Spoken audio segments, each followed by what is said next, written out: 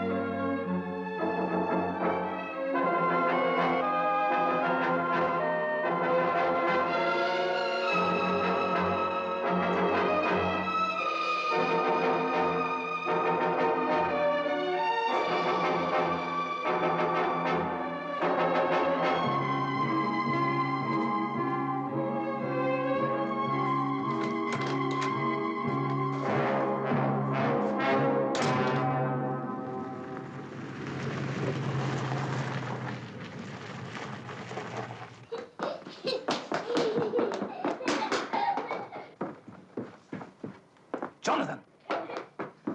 Aye!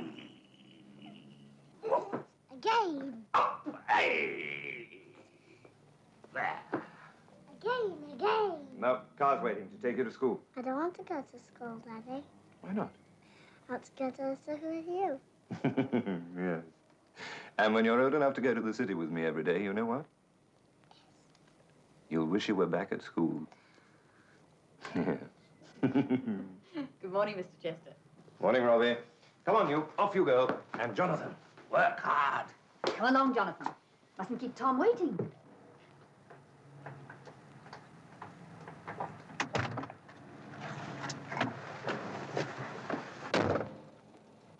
Where's Tom this morning?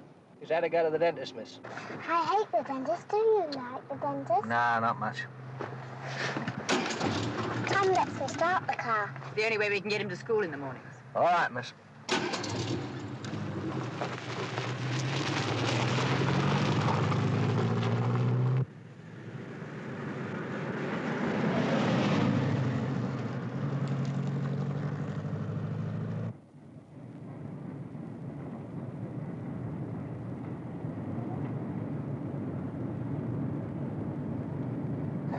This isn't the way Tom brings me. It's quicker this way. Why? Less traffic. I never mind being late. Don't expect your teacher likes it, though. No, she doesn't. She's always ringing up when I'm late. You're often late. I haven't been late for months.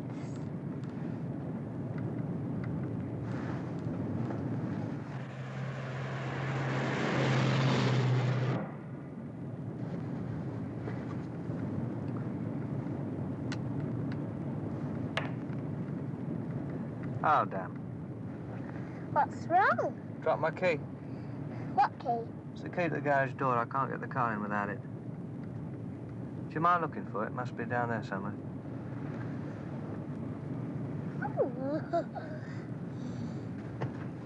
I found something. What?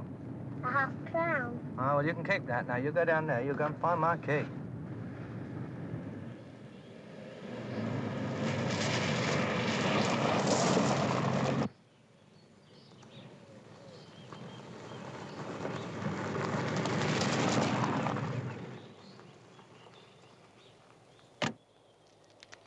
Come on, then. This isn't the school. No, but I got to pick up another key. Like to help me look for it, would you? Yes. Yes.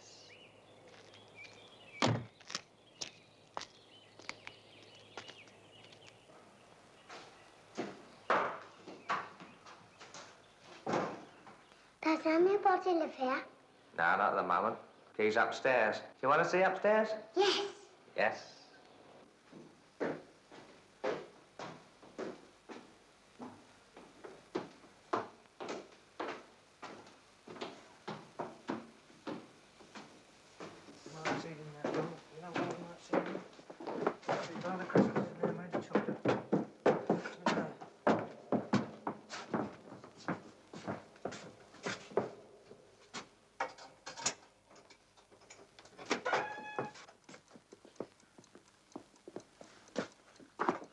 Nice room, isn't it?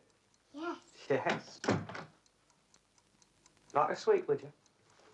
Please. Yes, well, you come over here. I'll give you one, won't I? Here. Mind my fingers. All right? Thank you. I'm going to go and look for that key.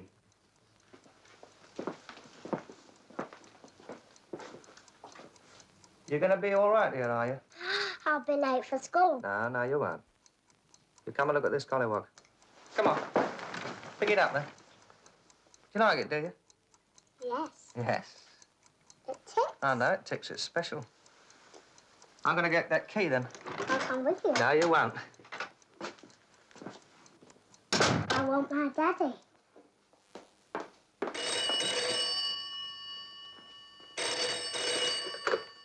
Yes? Yes, it is. Are you sure? Well, he left at the usual time.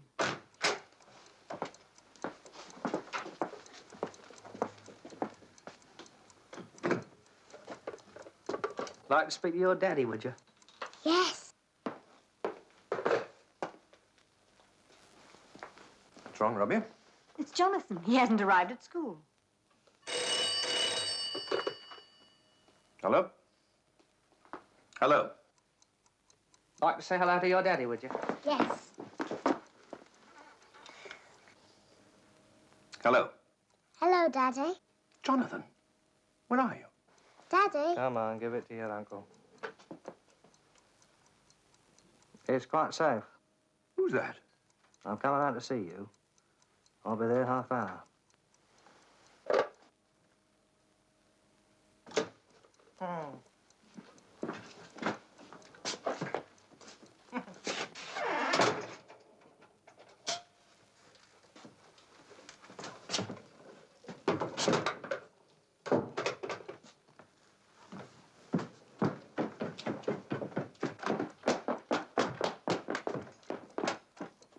Daddy! Daddy! Daddy!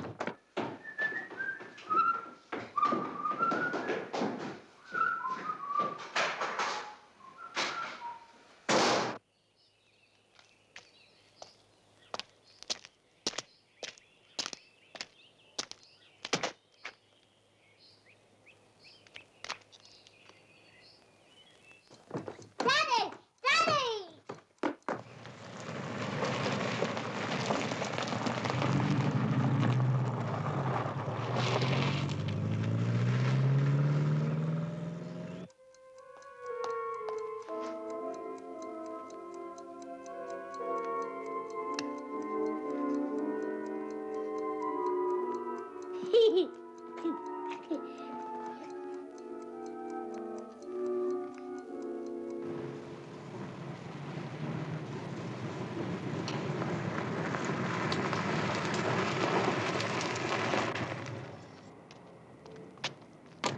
is he? What have you done with him?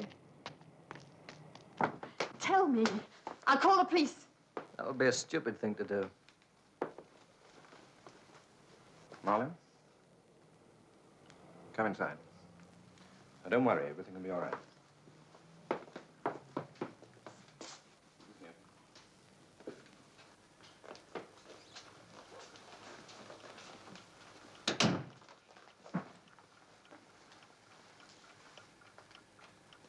Your wife? Killed in a car accident in Scotland, wasn't she?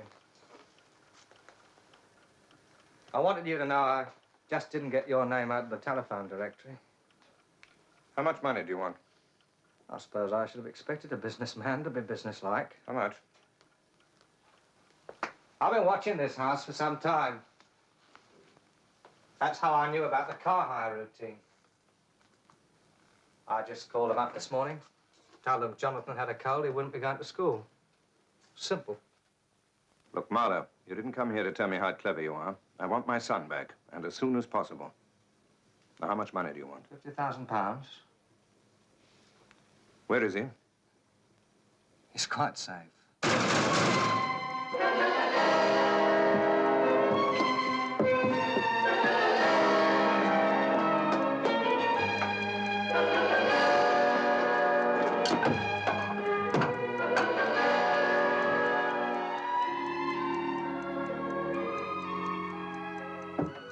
Let's look out of the window, Golly.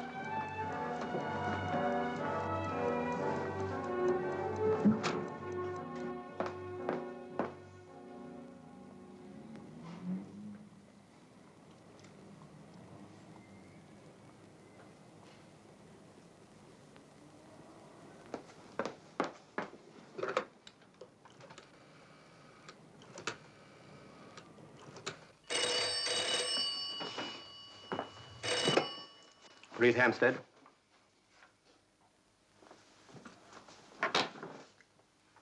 You're sure he's still in the house? Address? Your name? Robinson.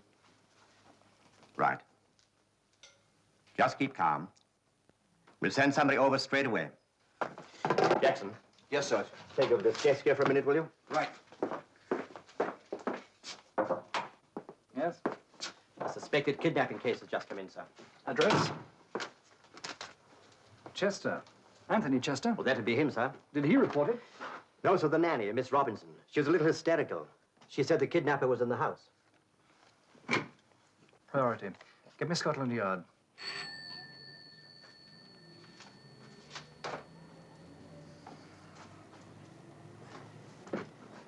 Hewley? Yes. How long ago? Give me the address.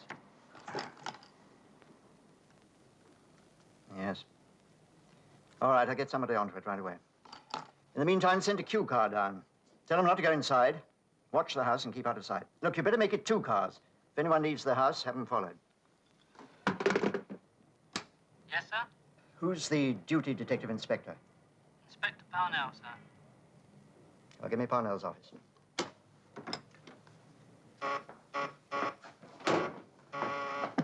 Yes? Parnell there. Not at the moment, sir. He's at Cannon Row, the smash and grab job. 14 Winnington Road, N2. Suspected kidnapping case. The local police are keeping the house under observation. I want Parnell to drop everything and get over there right away. Yes, sir.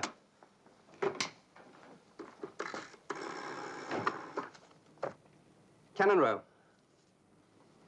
Inspector Parnell, right away. It's urgent. Last. I want a car now, entrance B.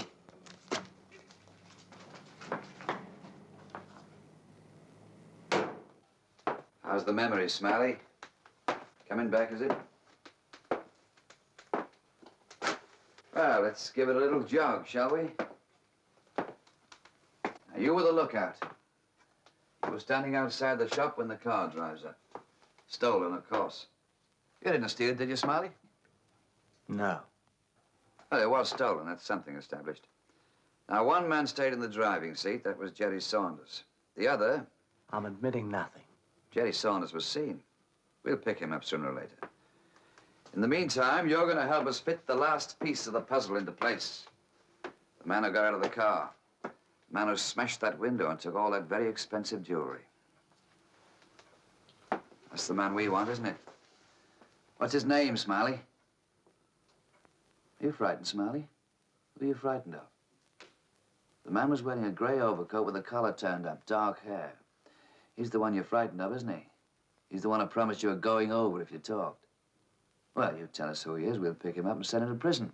He can't hurt you in there, can he? He's got friends. We'll protect you. You don't have to worry about them. Don't I? They'll smash my face in and you know it. You're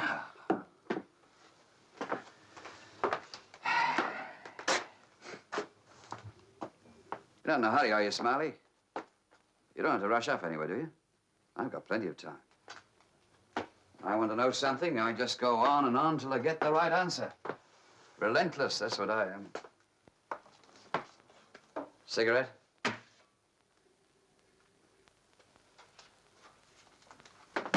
Who was he, Smiley? The other man, the man you're frightened of. Who was he? His name?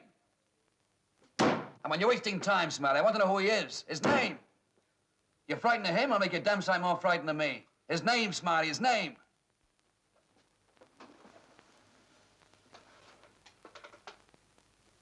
Would you like to go, Smiley? Go on, off you go.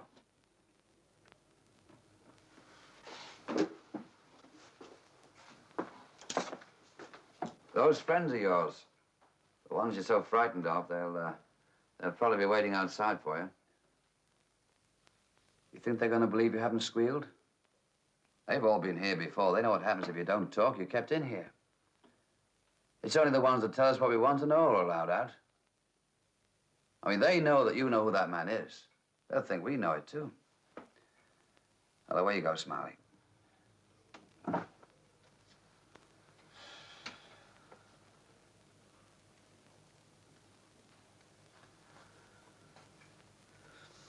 Tom Laker.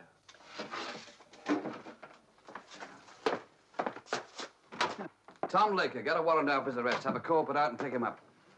Is he? Just finished. You feel like a drive over to Hampstead? No, not today. Meeting the wife for lunch. What about him? Book him for withholding information. Lock him up. You better start thinking about sandwiches. We've got work to do. There's a car waiting outside. Anything less than murder can wait till after lunch. Kidnapping.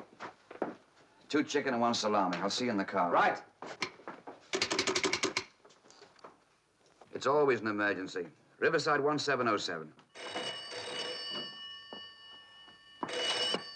Hello? Maggie, can't make it for lunch tomorrow, huh? I seem to have heard that somewhere before. Yesterday. This time I promised faithfully. Cross my heart and hope to die. Well, don't die before tonight. We've got friends coming. I promised them you'd be here. We'll order the caviar. I'll be home on the dot of 6. Goodbye. Bye.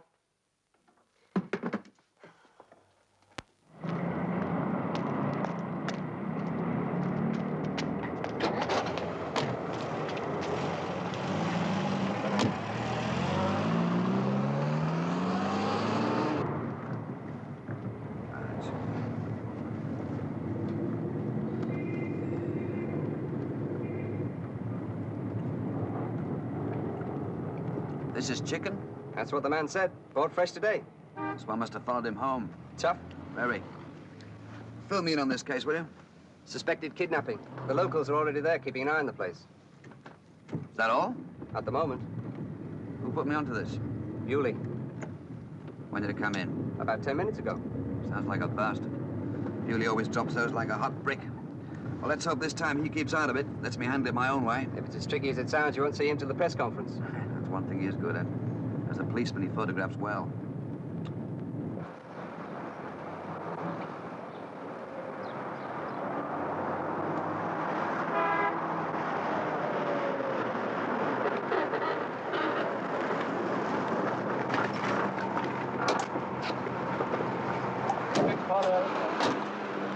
At the house? Yes, that's the kidnapper's car in the driveway. He used it to pick the boy up this morning, posing as the hired car that takes him to school.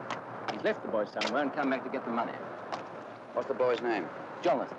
His father is Anthony Chester. Now, he left the house about 15 minutes ago. The other Q car followed him to a bank in the city. They just radioed through. He's drawing out £50,000. Give some facts a bit, wouldn't it? Who phoned the police? Robinson, she's the nanny. Sounds like Chester didn't know she's phoned. Sounds like it. Incidentally, the kidnapper gave his name as Marlowe. Huh? Go back to the yard. Then you transport back to the club. Too easy. Marlowe stays in the house. Chester goes to the bank for the money. Why the bank? Why not the police station? Why did Marlowe come to the house at all? Good point. I like the old-fashioned demand notes tied around a brick and thrown to the window. Anonymous telephone calls made from a call box. That I can understand. He's taking too much of a risk. Crooks are lazy bastards. That's why they're crooks. He's working too hard for his money. Try a character analysis. He's industrious, clever, courageous, obviously convincing, a hell of a boy for getting money out of people, and he's a crook. Doesn't add up. He should be charged with the exchequer. This is his car. Better get it sent back to the yard and have it thoroughly checked. I doubt if it'll do any good, but I'm going in to have a little chat with Mr. Marlowe. Show him your badge. You break down and confess everything. He's virtually done that already. What interests me is how he thinks he's going to get away with it. Inspector Parnell, CID. Please come in. He's in there, in the study. Does he know the police have been called? No. Get a couple of men posted around the back, just in case he gets nervous and decides to pull out without letting us know. Look, show me into the study. Don't say anything, then go and wait in the kitchen, all right?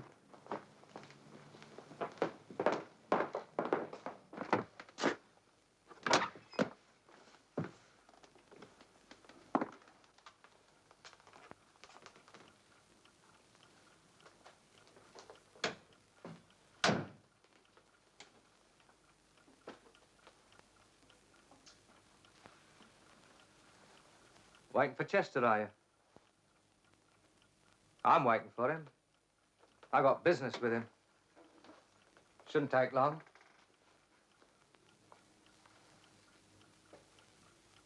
Not in a hurry, are you? I'll be leaving a few minutes after he gets back. My business is confidential. I'm thinking. Yes? I'm working out a problem. Yes? Are you any good at problems? You might be able to help me. Anyone can kidnap a child. That's easy. Just walk out in the street, grab them, put them away somewhere the police won't be able to find them. Simple. Well, now we come to the tricky bit. Collecting the money and getting away with it. Let's be more specific. How do we exchange the child for the money and get out before the police catch up with you?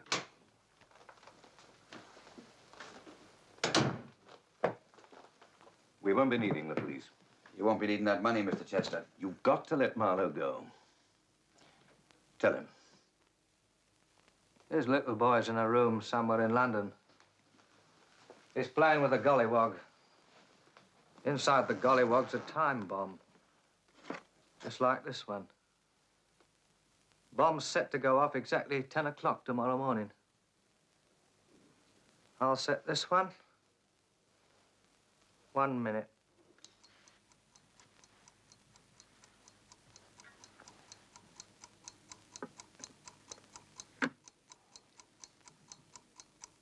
I got a plane ticket to Rio. Once I get there, nobody can touch me. I take the money with me. I get on the afternoon plane, should reach there about 7 o'clock tomorrow morning, our time. I'll book through a call to this number so I can let you know where the boy is. You'll have plenty of time to get him out and dismantle the bomb.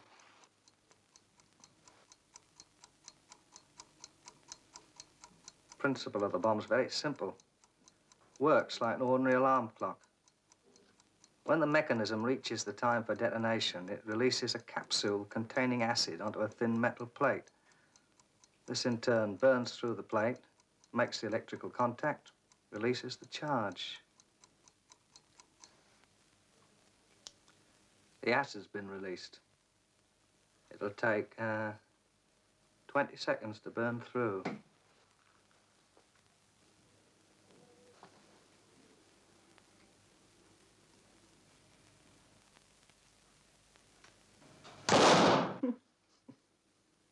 You bastard. There's enough explosive in the proper bomb to blow the side of the house off. Now perhaps you'll see why you've got to let him go. Yeah. Gray. Have a look. Come here in a moment, will you?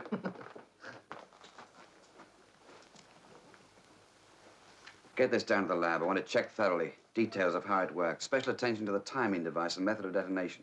I want to know where the components came from. Well, I should sit down, gentlemen. We're going to be here for some time. Marlowe's going. He's taking the money, and he's going. He stays. If I don't bring charges against this man, you can't arrest him or stop him leaving the country. I don't need the police involved in this. But we are involved. That's our job. The man's a criminal. He's committed a criminal offense. I'm a policeman. I don't like that. He's going to jail. At first, he's going to tell us where he's hidden your son. And you're wrong about arresting him. I can do that any time I like. You're also wrong about him leaving the country. He's not even going to leave this house. All right, I've not got time to waste arguing with you. I'm going to have you taken off this case. Go ahead. What rank do you hold? Detective Inspector. Scotland Yard, I want Assistant Commissioner Bewley. It's Anthony Chester speaking. Bewley? Chester here.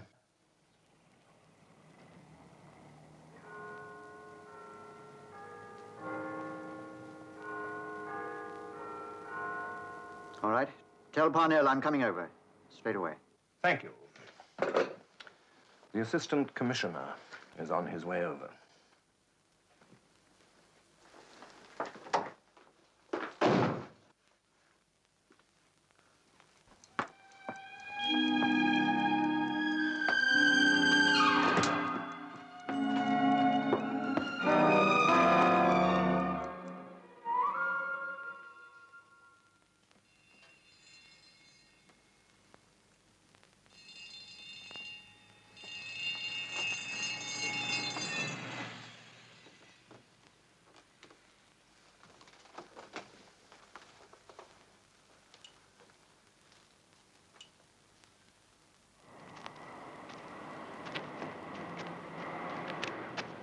Got the report back on the car. There's only the two sets of prints, Marlowe's and the boys. We checked Marlowe's against the file. There's no record. There's nothing in the car that's any help. It was hired a week ago. Firm in Notting Hill Gate. He gave the name Marlowe, false address, paid the deposit in cash and drove off. The owner doesn't even remember what he looks like, which is understandable. He hires about 50 cars a day. Shall I repeat all that? Would you prefer a short précis? Investigations on car. Dead lost. Marlowe's got the boy tucked away somewhere in a house in London. He's given him a gollywog to play with. It's very considerate of him. Inside the gollywog, there's a bomb set to go off at 10 o'clock tomorrow morning. Marlowe's thinking in terms of the afternoon flight to Rio and phoning back to tell us where the boy is. He takes the money with him. Chester's willing to let him go and pay up. I'm not. Conflict. Chester's going over my head. It appears that he knows somebody at the yard. Probably met him at a hunt ball. I'll give you 3 guesses who it is. Not the most photogenic assistant commissioner in the business. The same. He's on his way over here now. Chester's going to ask him to take me off the case. Quite like old times. What do you want me to do? Arrest him as he steps out of the car? We could probably get him with a parking offense. Take him around the back if you like and wring his neck. It'll save me a lot of trouble. Gray, I'll tell you something. Bewley took me off a case once before. He's never going to do that to me again.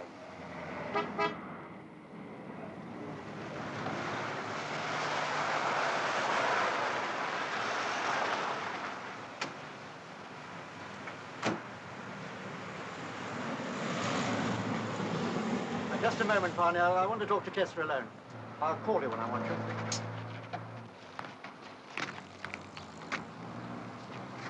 That's what I like about the police force. The informal relationship that exists between all ranks. One day soon, I'm going to tell that crawler something that's going to knock his ears off. We write to the Citizens Advice Bureau about him. Our superior officer is a social climber. He goes so far up, he should have his initials carved on the soles of his boots. What about Marlowe and his gollywog? Sounds like he's round the bend. Oh, don't underestimate him. He's clever. It's not like catching a normal criminal. They get frightened. This fellow's prepared for anything. Do you think you can get him to talk? He's got a weakness underneath that self-assurance. May take a little time to find it, but it's there. It's always there. You know, you can spend hours questioning someone, getting nowhere, covering the same old ground over and over again, searching for that one phrase, that one word that'll spark them up. When you find it, it's like hitting a nerve. It splits open. Before you know what's happened, they're screaming it all out at you. And all you can do is phone the desk sergeant and tell him to take over. Sounds an interesting job. Any vacancies? Marlowe will break. They all do in time. You haven't got much time. Parnell? I'll leave you with one thought. I'm with you anyway. Whatever you decide to do, I'll stick by you. But don't get bogged down. By refusing to let Marlowe go, who are you protecting? The boy? Or is it a straight fight between you and Bewley?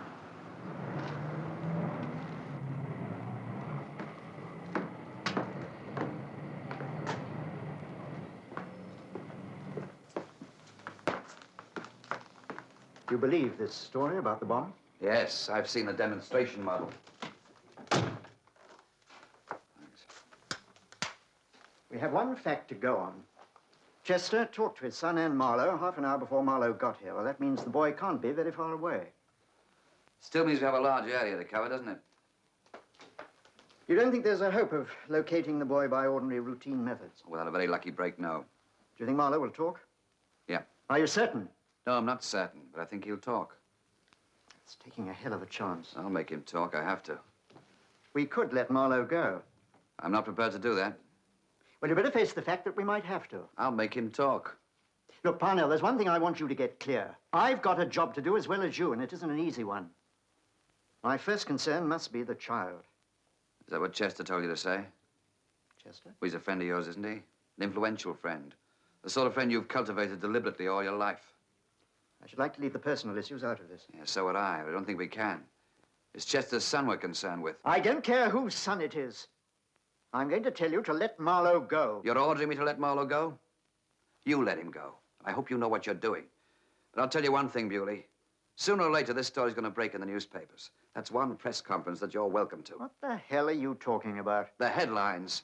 How to break the law and get away with it. Why don't you take out an ad? All you need is a bomb, a child, and somewhere to put them.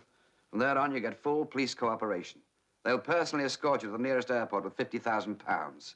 I want you to let Marlowe go. You know, what interests me is what you do next time this happens. You're handing out a kidnapping license to every dirty little would-be crook in the country.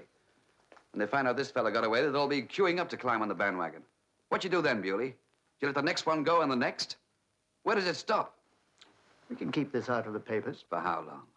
Now, come on, Bewley. You know more about the papers than most people. You'll never keep this quiet. Apart from the people that know already, the police and the nanny, what about Chester? With his boy locked up with a time bomb, the money's not important. But later, when and if he gets his son home safely, that money's going to start hurting him. He's going to want to do something about it. I don't care how rich he is. He's going to try and get his 50,000 quid back. That's when the story breaks. I'm sorry, Parnell. We'll have to chance that.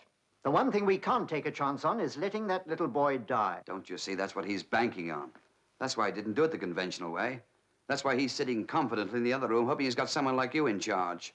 Someone will get frightened and won't let him go. Holding on to Marlowe is too big a risk. It's part of our job, taking risks. Every time a policeman walks into a room unarmed and faces a loaded revolver, he's taking a risk. That boy is an innocent member of the public. It's our job to save his life. A policeman does his job because he's paid for doing it. Nobody faces a loaded gun for 15 quid a week. It's not just that. Look, Bewley, I've been a copper for nearly 20 years. Not for the money, but because I believe in the law. I've stopped kids playing football in the streets on a Sunday, not because I think it's wrong, because it's against the law. That's our book. That's what we live by. If you let somebody break the law and get away scot-free, you're weakening every policeman everywhere. They'll all believe just a little bit less in what they're doing. They'll all take just a little less risk because we said to a self-confessed criminal, we know you're a kidnapper. We know you've broken the law, but you can pack your bags, take your money, and go. Now, you think of that before you decide. I know what's in the book as well as you do. But sometimes we have to go outside the book and do what we think is right. Well, for once, Bewley, you're facing a loaded revolver. It's easy for you to step out of the way, push the rulers to one side, because this time it's inconvenient. The law says that Marlowe is a criminal. Your job as a policeman is to make him talk, make him tell us where the boy is. Not to run away from it and cheat yourself into taking the easy way out. All right, Parnell. You've had your say. I've listened to you, and now as your superior officer, I've made my decision. Let Marlowe go. I've made my decision, too. As long as I'm in charge of this case, I have no intention of releasing Marlowe. Let me say it for you, Bewley. You have no other alternative but to take me off the case. I'm sorry about this, Parnell. Don't be. You've done it before. You're also saving yourself a lot of trouble and possible embarrassment next time you happen to be out to dinner with Chester or some of his friends. But you're doing something else, too, Bewley. You're personally taking responsibility for the safety of Chester's son. You see, Bewley, it might not be the easy way out. Marlowe may be playing it dead safe. He may have already killed the boy. I thought you believed Marlowe's story. You know how many kidnappers start off as kidnappers and become murderers. For every child we get back alive, 3 will be dead when they're found. They got troublesome, they cried at the wrong time. They can identify places and people. I mean, I believe Marlowe's story, but we can't afford to ignore the possibilities. Admittedly, I can't guarantee that I can make Marlowe talk. But can you guarantee that you can make him phone from Rio and tell us where the boy is? Once he's safely out of the country, he'll have nothing to lose by telling us. Nothing to gain, either. You know, I learned something very early on. Never apply to a criminal the same standards you would to yourself. They're not reasonable people. Now, take this man, for instance. He admits he's locked a little boy in a room with a time bomb sewn inside a gollywog. Does that sound like a reasonable man to you? It's an odd man, a nut. Nobody knows what he'll do, what he won't do. I wouldn't stake a penny on the possibility of him phoning from anywhere at any time. I've ordered you to let Marlowe go. I think that's the right thing to do. You've refused. Fine. Handle the case your way. But I want you to get one thing clear. You take responsibility for that boy's safety. If anything goes wrong, I hold you personally responsible. If there are any developments, I expect you to contact me at once.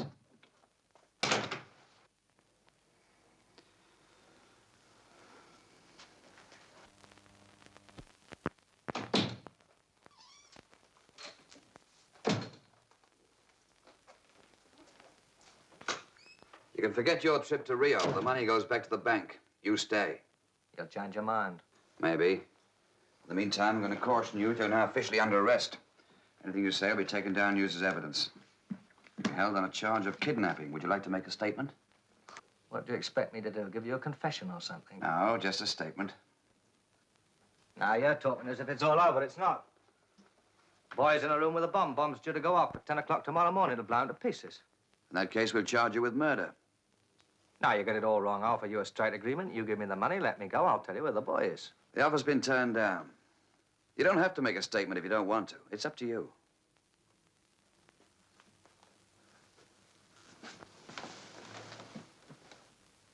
I'm not going to make you no statement. Good. That saves me the trouble of taking it all down in longhand anyway.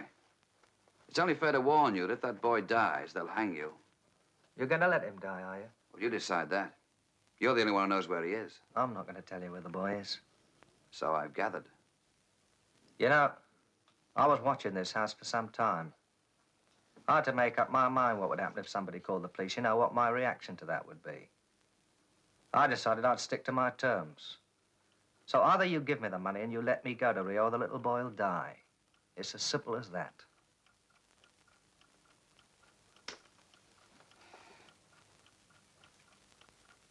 Pleasant house, this. This room in particular. A lot of thought gone into it. You got a hand to the chest. He's got taste, all right. You got to have an eye for furniture to conceive a room like this. Yeah. Also need a lot of money, don't you? Very true. How much would you say this desk is worth? It's antique, isn't it?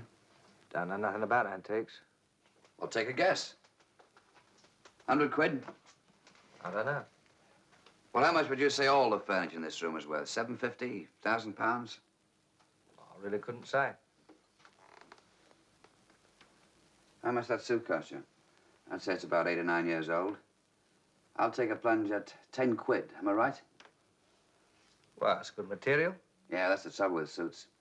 Doesn't matter how good the material is if the star's not there. I take Chester's suit, for instance. Now, you can see that's handmade. It's well cut. It's got a good line to it. Well, ought to be with all his money. You don't like that, do you? The fact he's got all that money? Good luck to him. What about Chester's son? You resent the fact all that money will rub off on him? Don't bother me. Why'd you put that bomb inside a gollywog?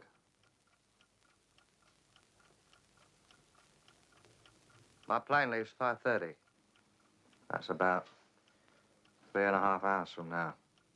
Did you buy the ticket or just reserve it? Oh, I reserved it. I pay for it at the airport. With the money you take from Chester? Oh, yes. How did you learn about bombs? I mean, how did you know how to make that time bomb? Don't worry. It'll work all right. I don't doubt it. Where did you learn how to make it? I made it. That's enough. Why did you put it in a gollywog? No particular reason. Oh, there's always a reason. You put it in a gollywog. Why? Don't know why. You must have gone out specially to look for one. You must have had a reason. No, I just happened to see it in the shop. You also made a point of telling us it was a gollywog. And you could have said it was a toy or just simply said you left the bomb in the room. You made a point of telling us that the bomb was in the gollywog. So what? Well, I'm trying to find an explanation. Would have been much simpler and much safer to have put it in a cupboard or hidden it somewhere. I mean, you said yourself the bomb's powerful enough to blow the side of a house off. No need to go to all that trouble. I like gollywogs. Would have been more natural to choose something you didn't like. All right, then, I don't like gollywogs. I expect you had one when you were a child, didn't you? You're banking on the fact that Chester's little boy will do the same thing to us you did, carry it around and always have it near him. Anything you say. You're a weirdo, you are. Who gave it you? Was it your mother? Why do you resent Chester's son? Why should I resent him? Because you weren't so well off when you were a child. You didn't live in surroundings like these. Who did give it to you? Was it your mother? Don't remember. Perhaps your mother gave it to you for your birthday, huh? Don't remember. I've mentioned your mother 3 times now. Each time you've avoided talking about her. Why? Oh, leave off, will you? Are you ashamed of her? My mother and my father are both dead. They were killed in the Blitz. Were you in London during the war? Yeah. Where'd you live? West London. Parents killed by a bomb? Yeah. Or dropped on the house? Yeah. Where were you? Why weren't you killed? Well, I was with a friend, wasn't I? Where? In the country. What'd your father do? He's in business. Your mother help him? Yes. What kind of business? You didn't like the business they ran, eh? It was their life, not mine. Did your father like you? Yeah, reasonable. Same build. Yes, I know. So your mother ran the business and your father helped. Can't remember. Your mother did give you that gollywog, didn't she? I don't know. Well, someone gave it you. It was your mum, wasn't it? Why don't you go and ask her? I thought she was dead. My plane leaves at 5:30. You want to save the little boy's life, I better be on it. I can't help you. I'm a policeman. I've got to stick by the law. The law says you stay here and stand trial for kidnapping.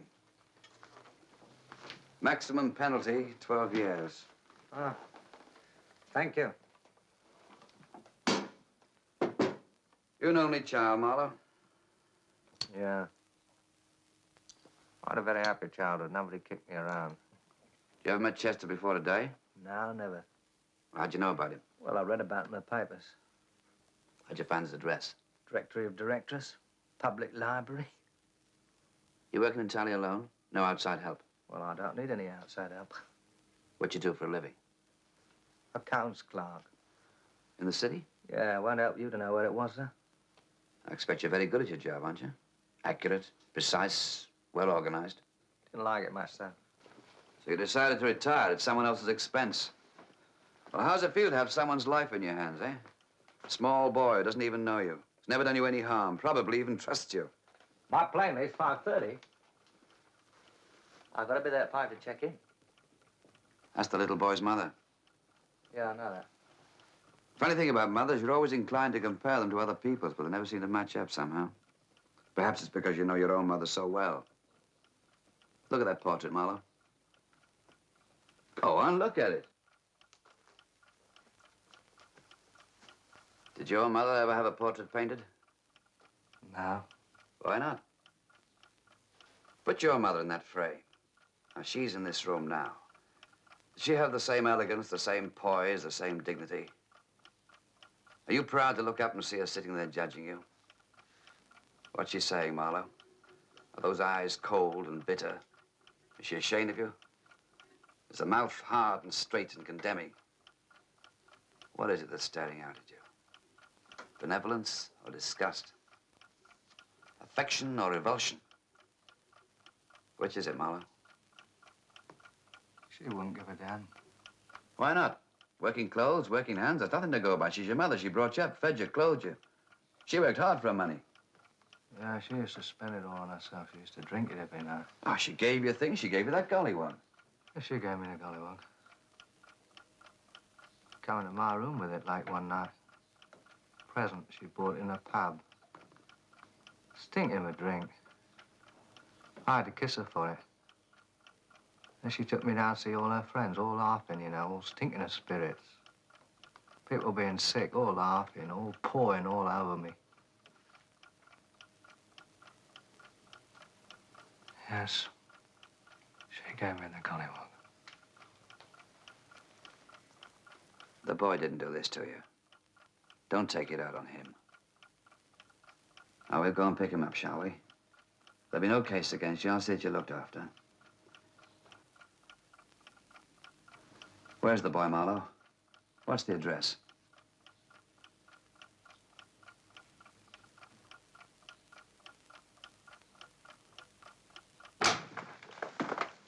All right, Parnell, you've had long enough. Now let him go. I want my son back. Tell him, man, tell him he can take the money and he can go. Look, there's £50,000 in that case. If you let him go now, I'll give you the same amount. Phone. Parnell. Parnell. Learn something, Chester. You can buy Marlowe, you can buy Bewley, you might even be able to buy me. One thing you can't buy is your son's life. Marlowe gets on a plane. It could be delayed, diverted, it might even crash. He has to drive to the airport. There could be a car accident. What are you going to do about that? Take out an insurance policy? Anything can happen once Marlowe leaves this house. He's the only man who can save your son's life. Once he's here, under our control, we have a chance. You tell us where the boy is.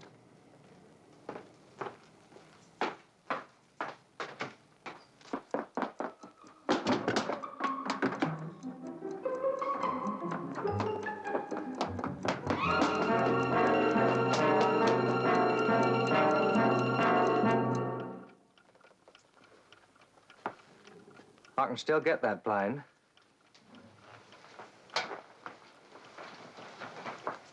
You won't have seen one of these bombs go off. I did my national service in Cyprus. I was a clerk there.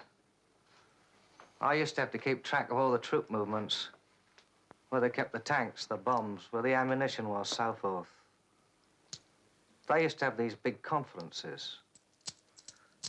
Right in the heat of the trouble, they had one of these big conferences, due to start just after lunch. Well, two of the generals were delayed, so the conference was held up. One of these terrorists, he put a bomb inside an attaché case in the conference room. There was only an orderly in there when it went off. They didn't find enough of him to bury. Where is he? Where's my son?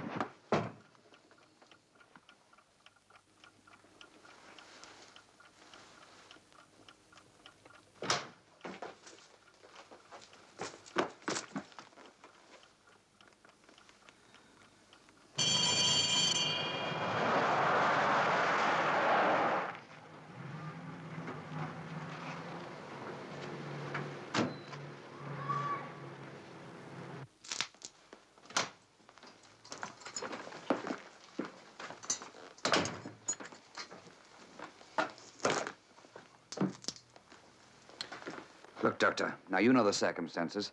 Can't you just pump something into him to bring him round? I don't know yet.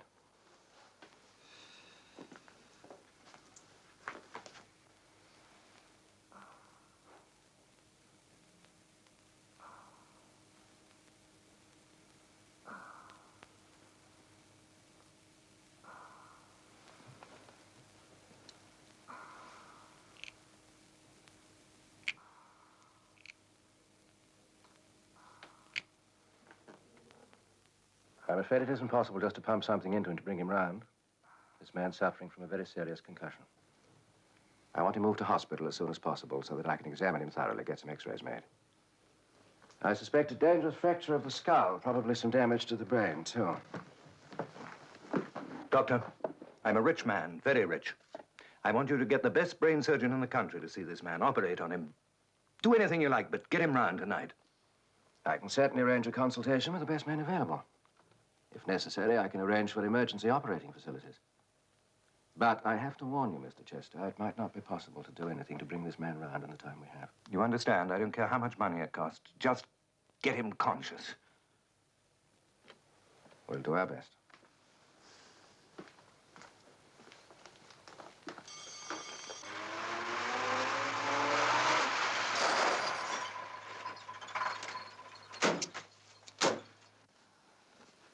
How long will it be before you know anything, Doctor?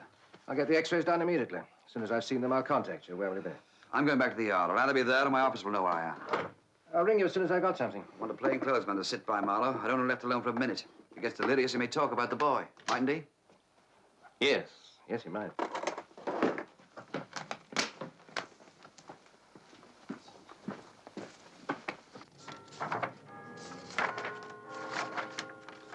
Get that circulated to all the papers. I want a copy on the front page of every morning paper. Right. In the meanwhile, I want Marlowe's clothes checked for any laundry marks. I doubt if Marlowe's his real name. Might help you knew the right one. Jenkins is over at the hospital. He can do that right away. Good. Now, my guess is that he's rented the house or flat that he's put the boy into. He got there in half an hour. That means it's somewhere in the London area. Get onto every estate agent in the book. Check whether they've rented anything recently to anyone of Marlowe's description. If they're not sure from the description, get a copy of the picture to them. It's going to take weeks. Well, we haven't got weeks. We got hours. Get started right away. Get all the help you need. Right. Get me Mr. Bewley. Mr. Bewley's not in his office. Well, find him for me, will you?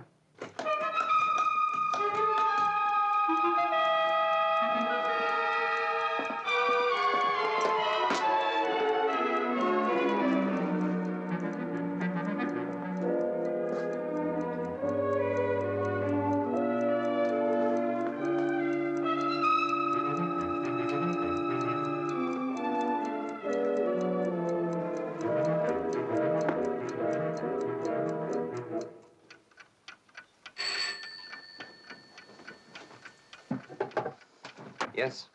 Has Inspector Parnell left yet? It's your wife.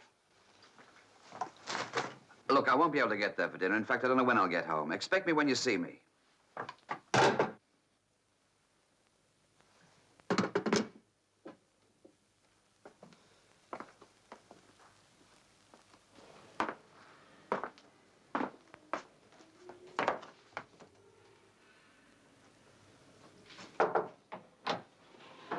I'm sorry to disturb you, Doctor. There's someone to see you. It's all right, nurse.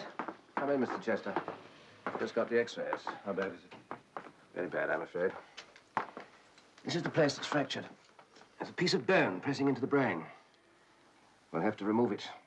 But I don't think we can operate on him in his present condition. Specialist seen him yet? No, I'm waiting for him now. You mind if I wait? No, of course not. Scotland Yard, please. Oh, Parnell here.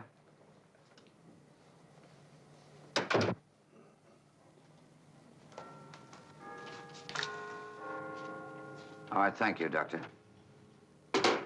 Anything? Waiting for the specialist. Doesn't sound very hopeful.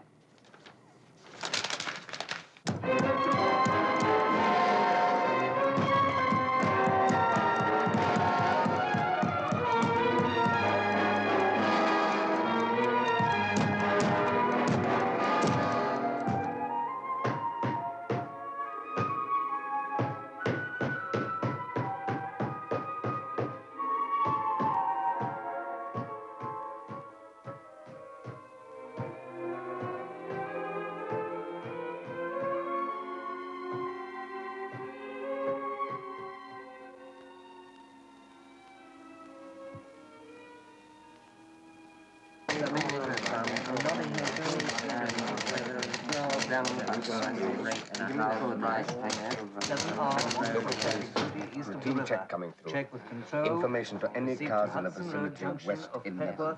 Yes, I'm suspecting a break-in at the Some maniac thinks there's been an invasion. Probably the pubs is just closed. Right. Have a car waiting for Superintendent Lewis. That's 16. What time do Something for you, Gray, just come in from the lab. Anything in from the patrol cars yet? Do you expect anything? Why don't you start looking for a boy in a house somewhere in London? Try and get some good news next time, will you? Got some more for you. Had to take 2 cars off your patrol list. What the hell for? One of them's been out for 10 hours without a break, and the other's gone off to investigate a suicide at Clapham Bridge. You're not the only bloody case going on here, you know. Look, we're priority. Everybody's priority. That word's just an excuse to keep people working 24 hours a day. I'll put that car back on your case as soon as they pick up the pieces. Great. Have you been able to contact Mr. Bewley yet? Mr. Bewley's not at home, sir. When's he expected back? They don't know. Well, keep trying, will you? We got the report back on the bomb. They tested it in the lab. It's dead accurate. What about the materials? You can get them anywhere. Chemist shop, hardware store. Dead accurate, eh? And it's due to blow up at 10 o'clock tomorrow morning.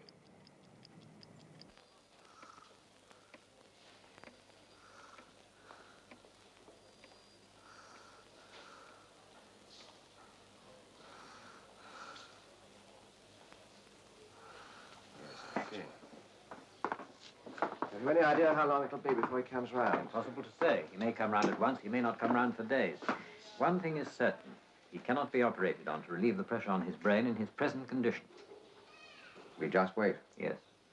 I'll tell Chester.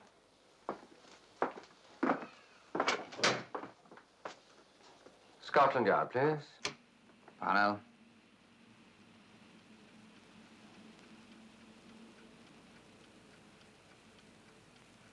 Well, thank you anyway, Doctor. Good night. Specialist says nothing doing. I don't know when there will be. Huh? Mr. Bewley is still not home, sir. Okay. You should know better. Suppose I should. This is a case gone wrong. You won't get near Bewley till it's all over. Gray. What do you think? Marlowe's a coward. He would have broken. You know what I'd have done? I'd have brought him back to the yard and beaten the living daylights out of him until he told me where the boy was.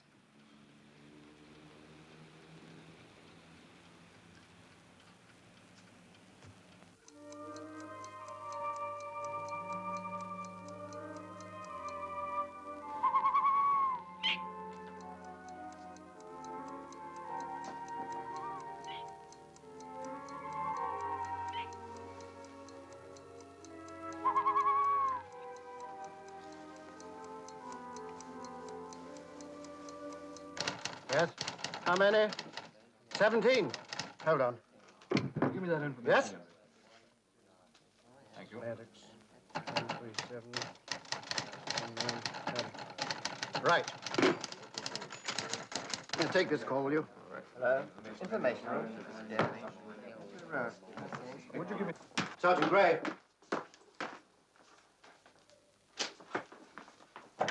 One of the laundry marks paid off. I'm Mrs. Maddox, 137 Westbourne Road, Paddington.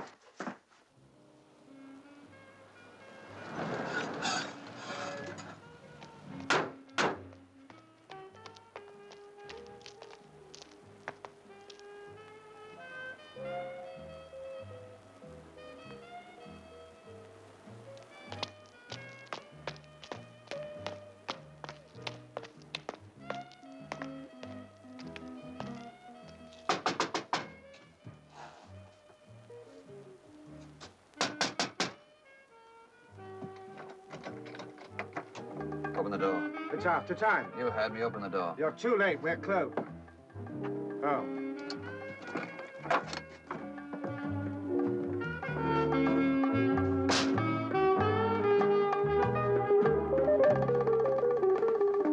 I'm looking for Mrs. Maddox. Who do you want? Are you Mrs. Maddox? That's me, that's right. Everyone calls me Maisie. I don't know why. My name's Dorothy. Have a drink? Scotch, please. Well, what do you want? 5 shillings, please. You know these coppers are our guests. We can't charge for drinks at this time of night. Pay no attention to him. It's just my husband, Freddie. That's fine. How'd you do? Do you know him?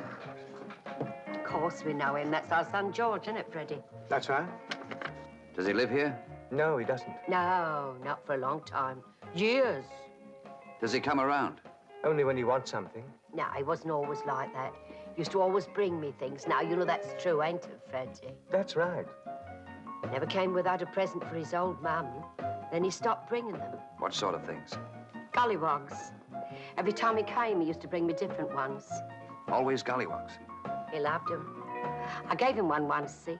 It was Christmas. Fred and I was on a pub crawl, and there was this man, and he had this gollywog, see? So I thought, well, I've got a present for George, and kids like presents, especially at Christmas.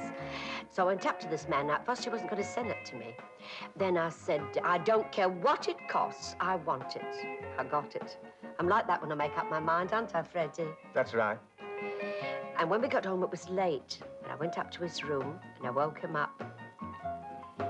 And he never forgot it. He loved gollywogs. When did you last see him? About 3 months ago. Do you know where he lives? No idea. I believe he used to live somewhere over Highgate way, but that was 3 or 4 years ago. Well, how often does he come in? Not much. We never know when he is coming. Just drops in, has a couple on the house. If he's got any more money, he buys a few more, and if not, I tell him he can't have any more free, and then he hops it. Oh, no, he never was much of a drinker. I mean, he didn't bother if he didn't have one. More for the company. Couldn't make friends easily. Did he have any friends around here? Not that I remember. What about girlfriends? I never saw any. And you've no idea where he would be living now? No. Oh, he maybe pop in sometime. Shall I tell him you was asking for him? Don't bother. Have another drink. No, thanks. On the house?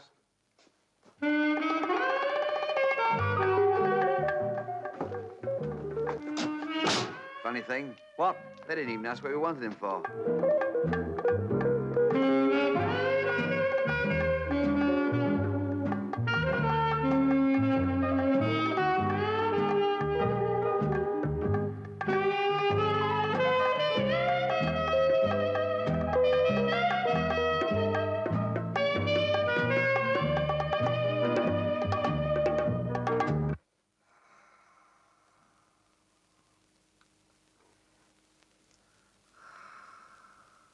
Marlowe, listen to me. Tell me where my son is. Marlowe, look, I'll see you get away all right, and you'll get the money, only tell me where Jonathan is. Marlowe, where's Jonathan? Oh, my God. For God's sake, man, tell me, where's Jonathan? Tell me. Marlowe. Marlowe. Marlowe. He can't hear you, and he can't answer you. He's in a coma. He's very dangerously ill. He can't help you. I want my son back.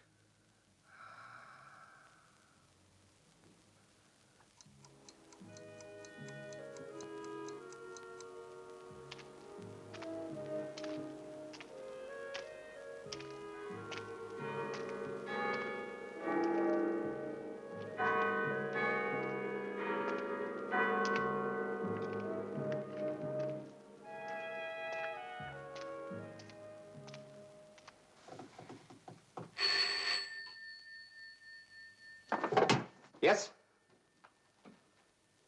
Well, keep at it. Well, so what? We all need sleep.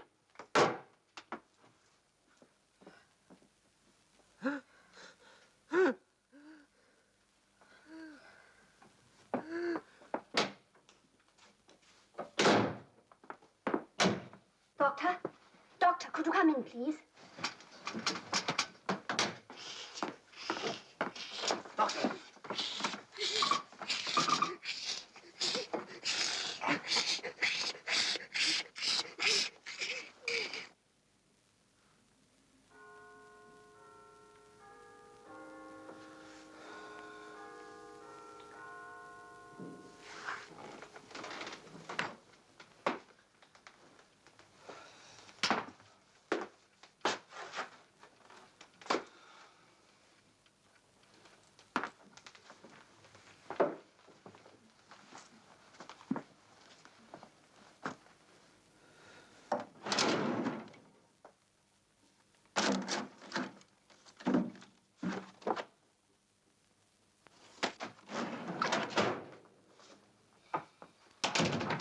I hear you've been trying to contact me. You asked to be kept informed?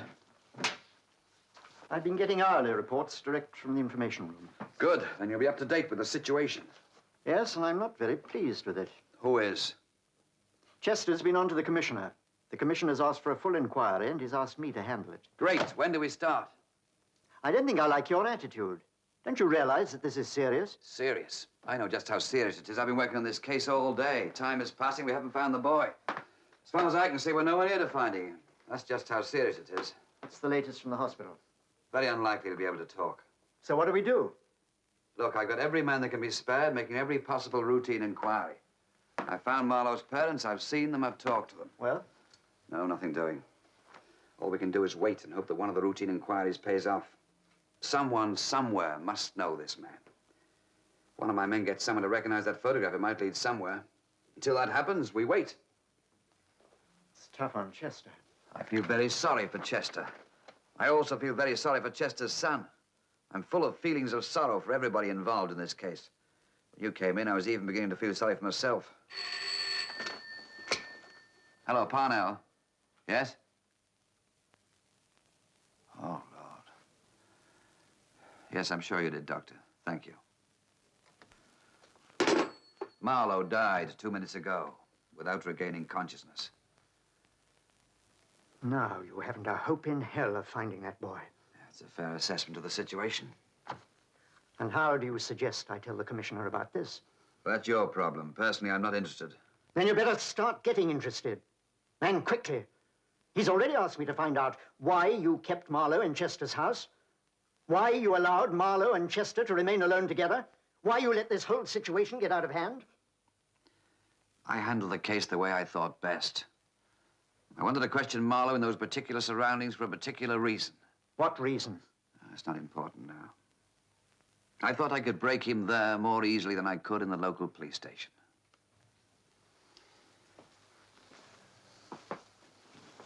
You fancy yourself as a psychologist, don't you, Parnell? A man who could make anybody talk. And that's all very well as long as it works. But when it goes wrong, you've got to be prepared to accept the consequences. I'd much rather discuss this some other time, when we've either found the boy or not found him.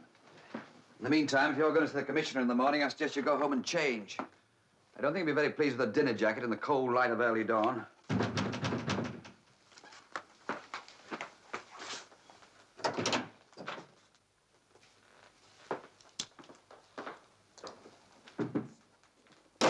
What's the playboy of the Western world doing here?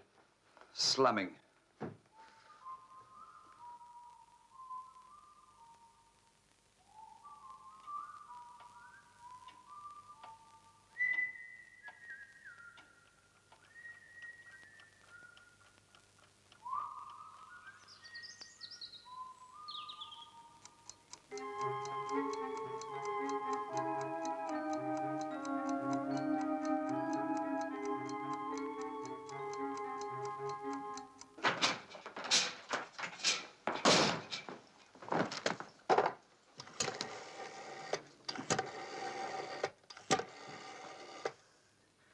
Hello?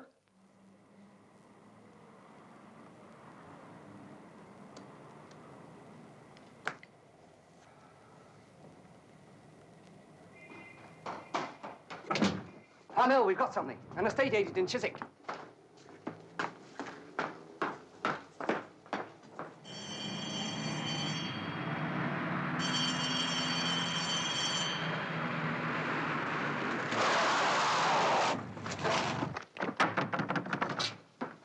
I recognize him from his picture in the paper. He was in here about 2 weeks ago. I'm sure it's the same man. Did he rent a house from you? I think so. I don't deal with houses. Mr. Tamplin handles that side of it. Where's he? He's usually here about 9:45. What's his home number? Westlow 5456. Ring him. If this man, his name is probably Marlowe, maybe Maddox, rented a house from you, he'll be in the files. Well, that's locked. Have you got a key? Well, yes, but Mr. Tamplin wouldn't Come let... on, open it up. Tamplin's left his home. He's on his way. These are the recent lettings. It'll be in here. Now, Marlowe or Maddox, you said? Yes. I'm afraid there's nothing in here with those names. What about the dates? Can you remember which day he was in here? Certainly sometime in the last 3 weeks. Well, how many houses have you let in the last 3 weeks? I really couldn't say. Could it be a flat? Could be. Ah, here's Mr. Tamplin now. Mr. Tamplin, we're police officers. Did you let a house or flat to this man? Yes, Abbott's Mead. A detached house on 3 floors at Wimbledon. Take me there. Yes.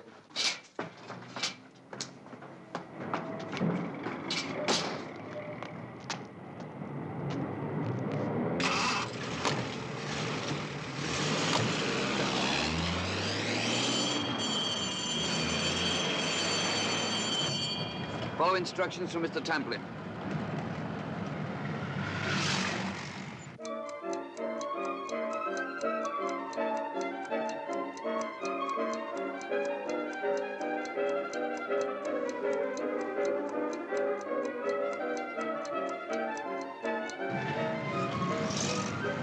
How much further? About 5 minutes at this rate.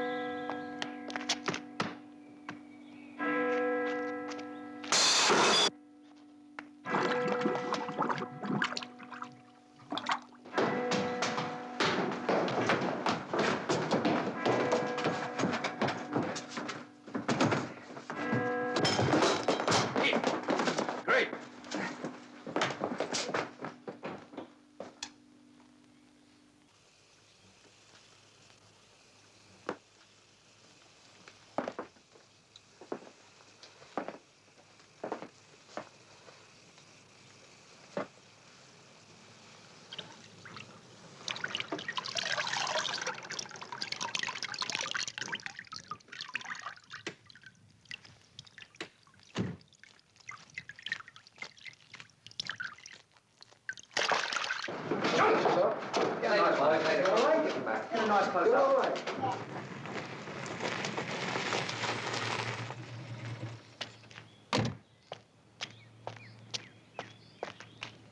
Can I have a statement, Mr. Bewley? Later, boys, later. Thank you. I'm sure Mr. Fisker is anxious to get his son home as soon as possible. Hold it, sir. That's all right. Don't worry, son. Come on now. Now, stand back, boys. I'll give you a full statement later. Thank you very much, sir. Yeah, I guess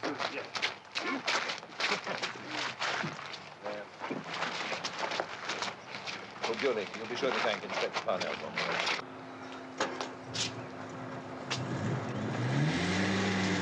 Good show, Parnell. Want to talk to the press? I'm going home to sleep for a week. You talk to them. You're better at it than I am. There's still one or two things to sort out. Will you be at the yard later? Go to hell. I want to see you in my office first thing tomorrow morning. May I have a statement now, Mr. Bewley, regarding this matter? Yes, sir.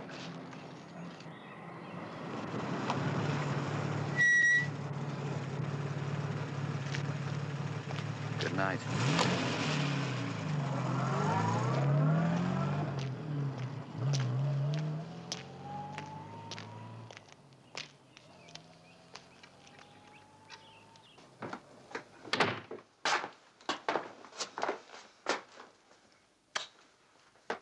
I'll get you some breakfast.